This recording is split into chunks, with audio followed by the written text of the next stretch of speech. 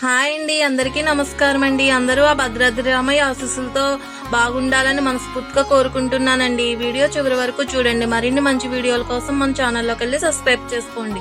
పరమ పవిత్రమైన గౌతమి నది తీరాన శ్రీరామచంద్రుడు సీతా లక్ష్మణ సమేతుడైన స్వయంభుగా కొలువైన ఈ ప్రాంతం పావన భద్రాద్రి క్షేత్రం. ఈ క్షేత్రాన్ని ఒక్కసారి దర్శించిన చాలు చేసిన పాపాలన్నీ పటాపంచలై స్వామివారి కృపకు పాత్రులవుతారు. రామనామం జపించిన చాలు ముక్తి మార్గం కలుగుతుంది. అంతటా పరమ పావన క్షేత్రం గురించి ఒకసారి తెలుసుకుందాం.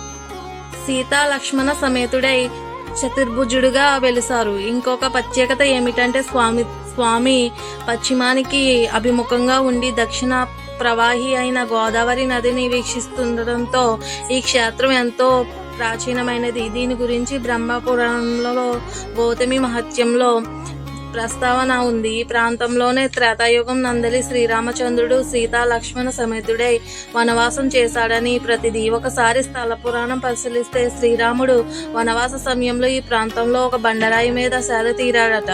సేద తీరిన తర్వాత ఆ బండరాయిని అనుగ్రహించి మరో జన్మలో నువ్వు మేరు పర్వతం పుత్రుడు భద్రుడిగా జన్మిస్తావని, అప్పుడు నీ కొండపైనే శాశ్వతంగా నివాసం ఉంటానని వరమిచ్చాడట. దీనితో భద్రునిగా జన్మించి శ్రీరామునికి తపస్సు చేయసాగాడు. దీనితో భద్రుడి అనుగ్రహించి భద్రగిరిపై వెలసి ఒక పుట్టలో ఉన్నాడట. కాలక్రమంలో శబరి శ్రీరాముడి అనుగ్రహంతో పోకల దమ్మక్కగా జన్మించింది. భద్రాచల సమీపంలోని భద్రారెడ్డి పాలెంలో రామునికి పరమభక్తురాలుగా ఉంటూ ఎప్పుడూ రామనామ స్మరణ చేస్తుండేది. ఒకరోజు కలలో రాముడు, నేను భద్రగిరిపై ఎండకు ఎండి వానకు తడిచి ఉంటున్నాను, నాకు ఏదైనా నీడ నిర్మించమని ఆదేశించిందట. దమ్మక్క తెల్లవారగానే స్వామి చెప్పిన ప్రాంతంలో వెళ్ళి చూడగా పుట్టలో వేంచేసి ఉన్నాడట. పుట్టను శుభ్రం చేసి తాటాకులతో తనకు చేతనైనట్టు ఒక పందిరి వేసి విగ్రహాలను ఉంచి పూజ చేస్తుందట.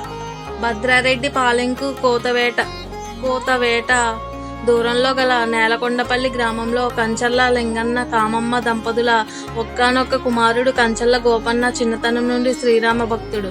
యవ్వనం రాగానే గోపన్నకు దగ్గర బంధువైన అక్కన్న తానిషా ప్రభువు దగ్గర మంత్రిగా ఉండడంతో గోపన్నకు పాల్వంచ ప్రాంతానికి తహసీల్దార్గా నియమించాడు. ఆ పరిగణలోనే ఉన్న భద్రగిరి ప్రాంతంను దర్శించి గోపన్న స్వామికి సరైన ఆలయం లేకపోవడంతో చలించి పన్నులుగా వసూలైన ధనంతో రామాలయంను స్వయంగా సుందరంగా నిర్మించాడట.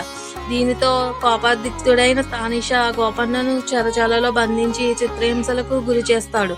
తానిషాకు రామచంద్రుడు కరుణించి లక్ష్మణ సమేతుడై కలలో కనిపించి తన కాలం నాటి రామనాడాలను చెల్లించాడట. తానిషా ఒక్కసారిగా మేలుకొని చూడగా ఆలయానికి గోపన్న ఎంతైతే వాడాడో అంత సొమ్ము రాసుగా పోసి ఉందట. దీనితో గోపన్న భక్తికి తన తప్పును తెలుసుకొని ఖైదు నుండి విడుదల చేశాడట. గోపన్న ఎప్పుడు రామకీర్తనలు పాడడంతో రామదాసుగా ప్రసిద్ధికెక్కాడు. అది ఆలయానికి ఉన్న చరిత్ర. స్వామివారి ఆలయంలో ఎంతో కన్నుల పండుగగా నిర్వహించేది ఈ సీతారాముల కళ్యాణ మహోత్సవం. చైత్ర శుద్ధ నవమి నాడు స్వామివారి కళ్యాణం జరిపిస్తారు. కళ్యాణంలో స్వామివారు కట్టే తాలిబొట్టును రామదాసు చేయించాడు. ఇప్పటికీ ఆ మంగళసూత్రాన్ని వినియోగిస్తున్నారు. కళ్యాణం నిమిత్తం అప్పటి తానిషా ప్రభుత్వం సంప్రదాయం ప్రకారం మన రాష్ట్ర ప్రభుత్వం ముత్యాల తలంబ్రాలు అందజేస్తుంది. సీతారాముల కళ్యాణ మహోత్సవం చూసి తరించడానికి రాష్ట్ర నలుమూలల నుండి కానుక వివిధ రాష్ట్రాల నుండి కూడా భక్తులు తరలివస్తారు. శ్రీ మహావిష్ణువు ఎంతో ప్రీతిపాత్రమైన వైకుంఠాదశిని ఎంతో వైభవంగా ఇక్కడ నిర్వహిస్తారు. ఏకాదశి గోదావరి నదిలో నిర్వహించే తెప్పోత్సవం ఉదయం 5 గంటలకు జరిగే వైకుంఠం ద్వారా దర్శనం చూసేవారికి ఎంతో నయన ఆనందకరంగా ఉంటాయి. జై శ్రీరామ్. ఈ వీడియో కనుక మీకు నచ్చినట్లయితే like and share, subscribe. Please subscribe my channel.